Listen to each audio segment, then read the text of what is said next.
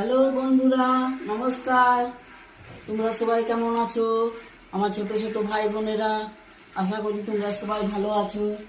আজ আমি তোমাদেরকে সোয়াবিন বড়ি রান্না করে দেখাবো। আমি সোয়াবিনটা লাল লাল করে ভেজে নিয়েছি। এখানে আলু টমেটো কেটে রেখেছি। এখানে আদা বাটা, রসুন বাটা, পেঁয়াজ বাটা রেডি করে রেখেছি। তেল গরম করতে দিয়ে দিয়েছি।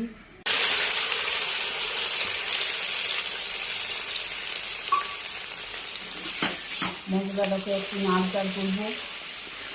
বন্ধুরা, আমার এই মশলাটা হালকা করে কষানো হয়েছে। এবার আমি এতে টমেটো আর আলুটা দিব।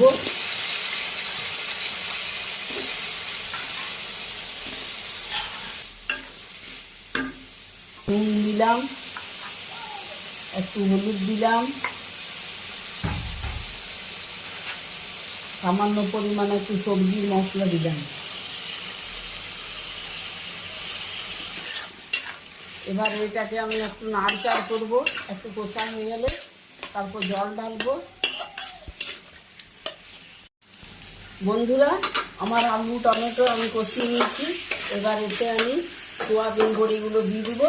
নিয়ে একটু নাড়চাড় করবো, তারপর আমি জল ঢেলে দেবো।